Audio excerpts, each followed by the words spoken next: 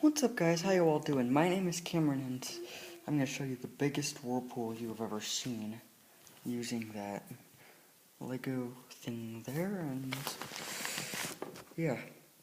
Alright, so we're going to make a gigantic whirlpool in here and then you just turn it on.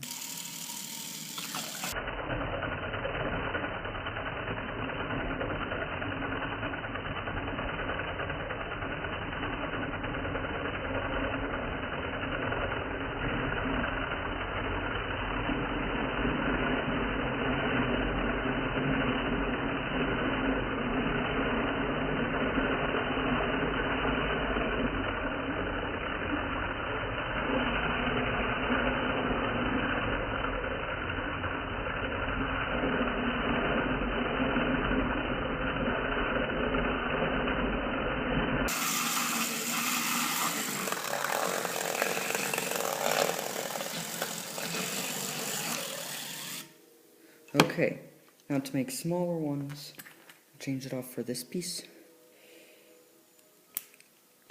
And here's a look at that piece one more time.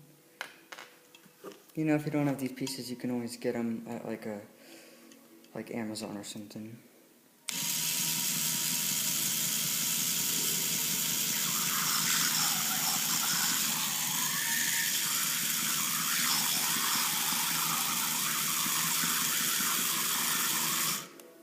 Alright, now to make the monstrosity tornadoes or whirlpools, use this big sprocket thing. If you don't have this piece, just use any sort of wheel, but it has to be big and it has to have teeth on it. So what I'm going to do is I'm going to stick this in here.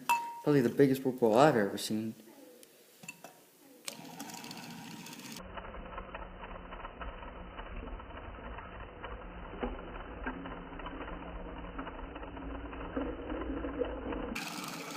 Because it goes out the top. Well, it did last time. But that's huge, though.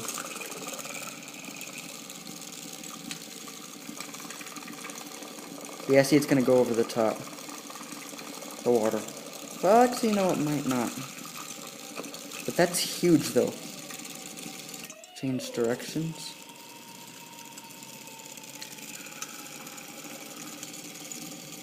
Yeah, it's pretty good. It's pretty cool.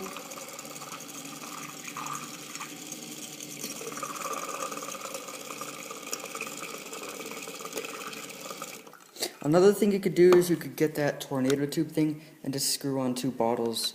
Or what you could do is you could build like a fountain or something and use a pump and make like a bent straw and make the water, I don't know.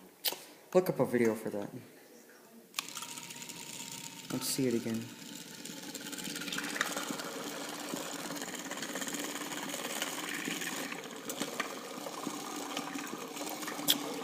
Let's look through the top at this guy. Pick up.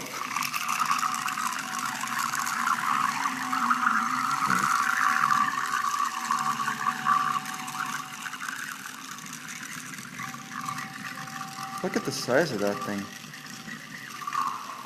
Oh yeah. Yeah boy. Pencil bottle. Curse you.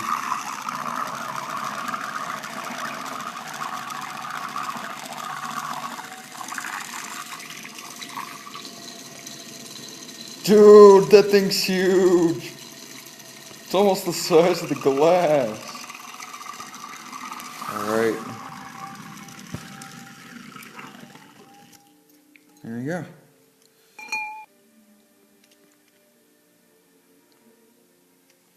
And yeah. Just turn it back on. Of course, you never want to put this motor in your water.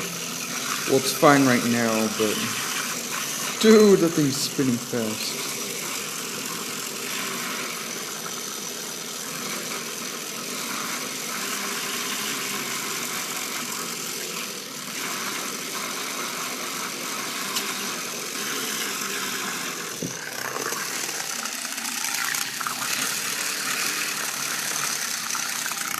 Alright.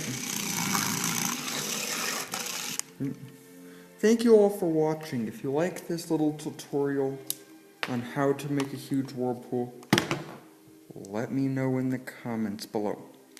Okay, bye-bye. Thanks for watching. Peace out.